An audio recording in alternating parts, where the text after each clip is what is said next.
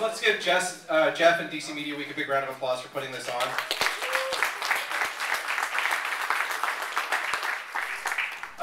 Just so we can measure the geek quotient by a show of hands, who has either seen Firefly and or Serenity? Oh, we are so playing to the crowd today. Yeah. And you out there? Yes? On the camera. Brown Coats Movie is the Twitter handle for afterschool.com. Let's make this truly interactive since we're live streaming. Everybody turn around and say hi to the camera. Hello! Hi, camera! Hi! We call this stalling as we're setting up the equipment. So, just do kind of a quick intro. I had some notes here. I was thinking about kind of where we began. It's almost 2 years since this journey began, and the Mike, here. no, hold it. Just hold it to yourself. So I was thinking about this stuff last night. It's almost 2 years since this whole journey began, and the film Brown Coats Redemption. It's an independent fan film. It's created, obviously, what Mike said, in the sci-fi world of Serenity and Firefly. Now, obviously, you know that Joss Whedon created that, and the thing is, since he created that, the original universe is not ours. So we had a bit of a challenge. We didn't own the original rights to the property, so we couldn't make a profit on it. That meant, how do we fund this? So the ongoing production and meet the goals, and also obviously not violate the IP as well. So what we came up with was a nonprofit with a mission, and I wrote this on the website, to increase the awareness of nonprofit charities through fan-made films. The charities we selected, and uniquely how they were chosen, is because they're supported by the cast and the creator of the original TV show and the movie. So what I'd like to do, because this is obviously the 140 conference and we're short on time, I want to get Mike to really talk about, he's also the co-creator and the director and the writer of this awesome script, which you guys are going to love this film when it comes out.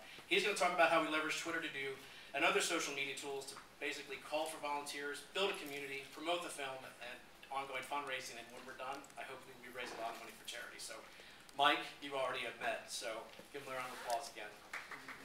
Thank you.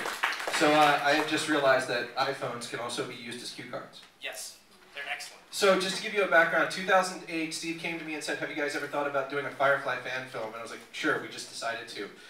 So we went to, I'm going to speak really fast because we have a compressed amount of time, so if you need me to slow down, just raise your hand. Hi, Elizabeth. So 2008, we went to Dragon Con, which is a big geek convention, went to the Firefly fans there and said, is this something you'd want to see? A fan-made sequel, it's new characters, new crew, set months after the Universal film Serenity. And we're going to raise money for charity. And they said, absolutely. If you can actually pull it off, we'll watch it. So we started a Facebook fan group, we started a Twitter group, began writing the script. Within 2 months, the Facebook group had 500 members.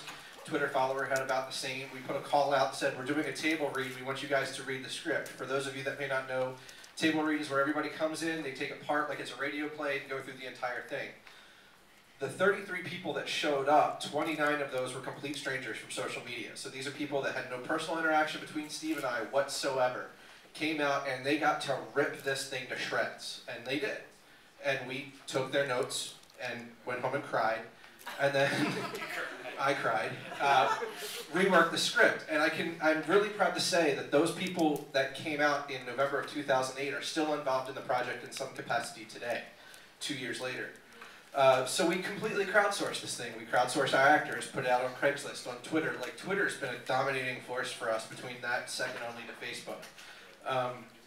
Started crowdsourcing our cast, went out and got professional actors and did casting over 2 full weekends. Got professional actors from SAG actors who've worked on major motion pictures to people that have never worked in anything. And it became a really big community of people wanting to do something good because of online interactions and this love of Firefly. So we started filming, and we got really lucky. We created a 501c3, a nonprofit organization called Big Damn Fan Films. The name doesn't say much about the organization. So then what we started doing was reaching out to different areas. So we found, through social media, and got connections with Frontier Town, which is in Berlin, Maryland, a Western theme park. So we filmed on a fully realized Western set and sent out a message to the Twitterverse and said, hey, if you guys want to be a part of this, here's the date, here's the location. We didn't know how many people were going to show up. On the morning of, at 6 a.m., there was over 120 people from all over the United States, from California, Massachusetts, Utah, all over, on their dime to help out, whether behind the scenes, in front of the camera, or whatever. And that's really about what this project's been about. People stepping up for good causes. Now, since this is mainly revolving around Twitter, the one thing I decided to do early on, and Steve and I talked about, was that if you're an early adopter of Twitter or Facebook, you're going to get something first. So our Twitter followers do these things called missions. And missions are anything from go out and post something on a sci-fi blog about Browncoat's Redemption and link back and share the link. We also have a video campaign going on right now, which is called I Am a Browncoat. They film their video, put it up on YouTube, just say their name, I Am a Browncoat, share it. And at the beginning of every month, we mash them together. But we also have people from the original film and the original TV show and the different parts of geek culture, like Will Wheaton, saying, I am a browncoat, so they get mashed together. So these people go on Twitter and say, my video's up, here's the link, which automatically allows all these other people to see it following the same hashtag, inspiring more people to make comments and ask what's going on and begin the conversation. So that at the end of the month, we go, hey, by the way, your video's out. It's all mashed up, go take a look. And then they share it and say, OMG, I'm hanging out with Will Wheaton, or I'm with Nathan Fillion. For those of you that haven't seen Firefly, I'm probably using a lot of names that don't make sense. So Go watch it on Hulu or get the DVD.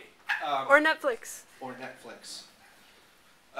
So then what we started doing is really going, and recently if you followed us on Twitter, thanks to, I found out that friendorfollow.com, which I found on 140.com, thanks to Pistachio, has the ability to see who's following you, who are just fans, and who's not following you. And you can download a CSV file of all of those names. And you get their Twitter handle, their name, when their account was created, and all fun stuff like that. So by taking their Twitter handles, throwing it in an Excel file, just doing a column of like DM, and then a column of whatever the link is, I began sending private messages to our top 40% people. And what ended up getting a response back was they were like, wow, you're actually listening. What can I do more? So it's like, you know, here's a wallpaper, or by the way, we're raising money for one of the charities on our Facebook causes or on our website. Can you help charity, you know, move the message? And in less than 8 months, we've raised $10,000 for the charities outside of our already intended project. We recently did an article on Wired.com, and because of Twitter and our main traffic through bit.ly URLs, we can follow that 50% of the traffic going to Twitter, from Twitter to Wired, help put our article about our little fan film #1 on Wired.com, which is driven by traffic. In addition to that, Wow. Woo! Woo! Because of the traffic of that, because of the conversations that the author saw on Twitter, that inspired him to do a follow-up essay contest where people could write in for the new companion, which is for you geeks. It's just a book all about the behind-the-scenes crap that we like to argue and nitpick about. But Twitter and Facebook and YouTube are the only social media outlets we really follow. We're going to probably get into Foursquare once we start doing conventions, and you can find little nitpicks. But because of those mediums, our film is where it is today. Because of those mediums, and being a part of the community, and taking the black eyes and the smiles across the board equally and saying thank you for listening, today we've got well over 1,400 people following us on Facebook, and just doing the results of just checking them, I can tell you that 85% of them are genuine, and we keep getting rid of bots on a daily basis. We go on Facebook and we have well over 2,000 followers, and those are people that are willing to make a message. So our communities aren't large, but they're rabid and they're loyal and they're honest. So when we screw up, they will tell us. For example, we just did yesterday, we did a rough cut. There was a contest that was put out on Twitter for the Can't Stop the Serenity events. For those of you that don't know, there's an annual charity showing of the film, the Universal film Serenity, which is the TV sequel, or a movie sequel to the TV show Firefly. 45 seconds. We got slammed on it. I personally went out to each one of those people, said, talk to me. They talked to us, turned around, and turned a negative to a positive. Steve, final remarks. This Saturday, we want to do the whole thing. We're doing a 2-hour workshop here for the DC Week thing. Come and see it, learn about all kinds of parts of the filmmaking, the things we did wrong, the things we did right, and learn a lot more, because we got a lot more to share. So last but not least, like, nurture and culture your community on Twitter, regardless of how big it is, because ultimately it is your lifeblood online. And in the end, we're going to raise a lot of money for charity. And that's the whole point. Woo!